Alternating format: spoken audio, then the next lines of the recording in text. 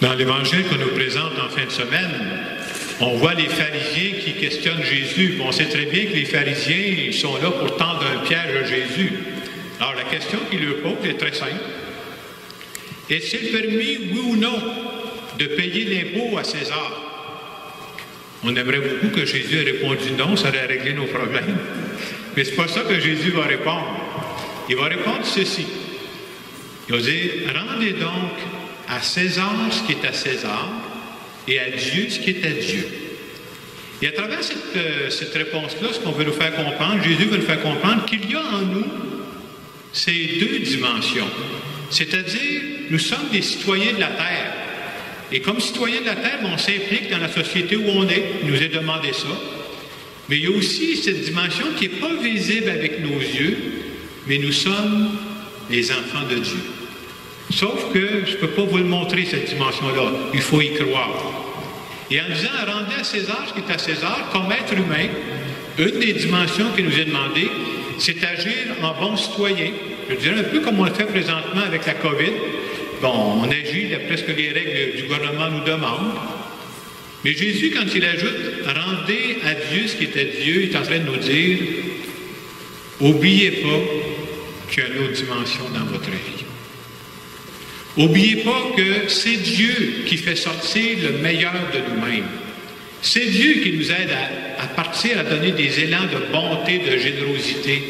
Et nous, ce qu'on veut, c'est agir à la manière de Dieu dans notre monde. C'est le défi de notre vie. Donc, toujours ces deux dimensions. Je ne suis pas juste un être spirituel, puis ce qui se passe sur la terre, ça ne m'intéresse pas. Non, non. J'ai quelque chose à faire sur la terre. Moi, je suis un citoyen. Là. Mais j'ai aussi cette dimension-là.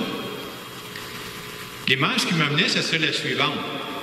Moi, en tout cas, j'avoue, il me semble que je serais déçu à la fin de ma vie si on disait juste quand Jacques va mourir, ce qui n'est pas pressant, là. Quand Jacques va mourir, il dit bon, dans le fond, c'est un bon gars, il n'a pas fait trop d'affaires croches, il était un bon citoyen, il n'a pas volé personne, il n'a pas tué personne. Bien, j'espère que j'aurais fait ça, là, mais j'espère que je vais faire d'autres choses que ça aussi.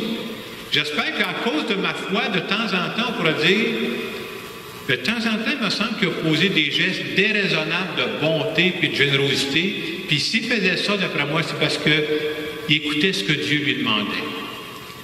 Les personnes que nous sommes devenues au fil des ans, moi je pense que c'est Dieu qui nous a façonnés. Et notre rôle à nous, on voudrait que de plus en plus, j'avance dans la vie, j'aimerais ça que, à force de côtoyer Dieu, là, que Dieu déteigne sur moi. Ça paraît plus que j'agis à sa façon, que je parle plus à sa façon, que je suis plus sensible aux personnes qui sont vulnérables, parce que Dieu a toujours été sensible à ces personnes-là. Alors c'est le défi de nous autres. Et en fin de semaine, c'est le dimanche missionnaire mondial. Et quand ça arrive ce dimanche-là, j'avoue que ça me rappelle des souvenirs, parce que j'ai eu la chance de vivre pendant 2 ans en Afrique, dans des tout petits villages. Et quand je pensais à ça cette semaine, je voyais passer des images, des photos des missionnaires que j'ai connus là-bas. Et ces missionnaires-là, je peux dire, ceux que j'ai connus, qui m'ont beaucoup marqué, ce sont des gens qui agissaient comme des enfants de Dieu. C'est quoi ces missionnaires-là? J'en ai connu qui venaient d'ici du Québec, il y en a qui venaient de France, il y en a qui venaient d'Espagne. Ce sont des gens qui avaient accepté de quitter leur pays d'origine. Il faut le faire, là. Tu laisses ta famille, tout ça, là. Puis, ils avaient choisi d'aller aider des populations plus pauvres. Et on pense toujours que des missionnaires, c'est juste pour, je ne sais pas, pour parler de Jésus-Christ. Oui, ils parlaient de Jésus-Christ, mais ils parlaient de Jésus-Christ avec des gestes aussi. Moi, j'ai vu des missionnaires travailler dans des petits villages pour faire creuser des puits. Parce que dans ces villages-là, les gens manquaient d'eau. S'occuper des enfants de Dieu, c'est s'occuper des besoins des enfants de Dieu aussi. Pendant que j'étais là, dans le petit village où j'étais, il y avait aussi des sœurs missionnaires d'Afrique. Eux autres, ces sœurs-là avaient ouvert ce qu'on appelle un dispensaire pour soigner les gens. Et vous savez, c'est avec les moyens du bord. Tu n'étais pas équipé comme dans une clinique ici ou dans un hôpital. Et ces religieuses-là avaient ouvert aussi un endroit pour que les gens, les femmes puissent accoucher dans des conditions qui ont un peu d'allure, là. Et je me suis dit, quand elles faisaient ça, là, quand ils faisaient ça, ces missionnaires-là, ces sœurs-là, là, pensez-vous qu'ils faisaient ça pour le salaire, eux autres? Ils n'avaient pas de salaire. Alors, quand ils agissaient comme enfants de Dieu. Et je trouve qu'en fin de semaine, on peut se faire rappeler, oui, on veut se souvenir qu'il y a des missionnaires qui œuvrent en Afrique ou dans d'autres pays, mais on veut se rappeler aussi qu'on est tous appelés à être missionnaires. C'est pas nécessaire d'être ailleurs, il faut être missionnaire ici. Il y en a des besoins ici aussi. Et justement, moi, c'est un des aspects qui me frappe. Croire qu'on est ici, là, c'est croire, c'est Saint Paul qui disait dans la lecture, vous avez été choisis par Dieu. On a tous été choisis par Dieu, nous autres. C'est-à-dire que Dieu a tous une mission à nous confier. Et c'est important de se dire ça, présentement, dans la situation dans laquelle on vit. Moi, je peux vous dire que quand je prie de ce temps-là, je peux essayer de me laisser interroger par le fait suivant. Vous savez, plus la pandémie avance, plus je suis convaincu qu'on va rencontrer des gens en détresse dans notre monde. Parce qu'il y en a qui vivent des situations difficiles présentement. Il y a des nouveaux besoins qui vont apparaître ici au Québec dans les prochains mois, je suis sûr de ça. Et si c'est vrai qu'on croit qu'on a été choisi par Dieu, c'est-à-dire que Dieu nous travaille le cœur présentement, je pense qu'il va falloir être attentif, c'est quoi les nouveaux besoins et qu'est-ce qu'on pourrait faire nous autres, avec les moyens qu'on a là. Qu'est-ce qu'on pourrait faire pour aider ce monde-là? Moi, c'est une affaire que je demande à Dieu de ce temps-là. Et Jésus, quand on le voit aller dans le temps, quand on le voit dans le temps des évangiles, partout où il y avait de la détresse, il était sensible à ça. Moi, je pense que Jésus, il est ressuscité, il est parmi nous, et présentement, ça le dérange, les gens qui vivent de la détresse. Puis une des prières que je fais, je dis que nous autres, comme Église vivante, là, il faudrait que dans les mois à venir, on soit attentifs. Y a-t-il quelque chose qu'on pourrait faire dans notre monde pour aider les gens qui vont vivre des difficultés importantes dans les mois à venir, des gens qui vont vivre de la détresse? C'est important de demander ça à Dieu, parce que Dieu ne veut pas juste qu'on soit à genoux en prière, Dieu veut qu'on soit attentif aux besoins de notre monde.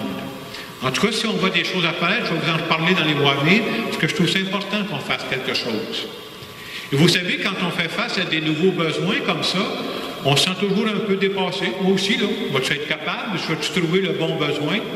Et cette semaine, j'ai pris une marche. Lundi, c'était la fête de l'Action de grâce. Et j'ai vu quelque chose de beau qui m'a inspiré pour dire on peut garder confiance, qu'on ne fera pas ça tout seul, Dieu va être avec nous.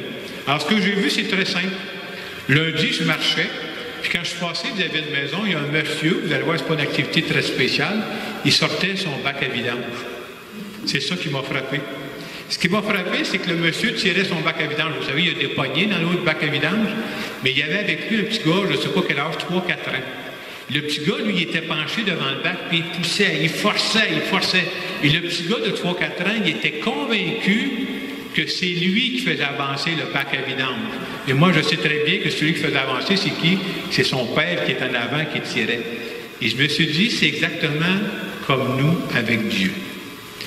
Il y a des besoins dans notre monde, puis nous autres, on dit comment je vais répondre à ça? Il me semble que je n'ai pas les forces pour ça. Puis on pousse, on va faire nos petits gestes. On pousse, puis on pense que c'est nous autres qui vont tout faire ça. Mais en réalité, ça va être un peu comme le Père, là. Ça va être Dieu qui va faire le gros du travail. Ce que Dieu nous demande, commencez à pousser, comme le petit gars faisait, là. Faites confiance que si vous faites votre part, Dieu va faire sa part, puis la part de Dieu est beaucoup plus grande que la nôtre. Alors, en fin de semaine, on se fait dire justement que nous sommes appelés à être des bons citoyens dans notre monde et d'agir aussi en enfants de Dieu. Alors, en terminant cette homélie, j'aimerais faire une prière en notre nom.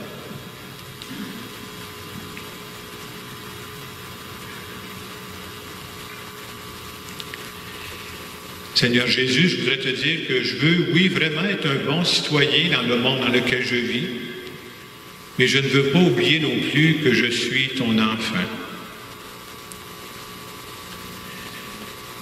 Comme le dit Saint Paul, je crois que tu nous as choisis. Je crois que tu m'as choisi pour vivre dans cette période-ci de notre monde.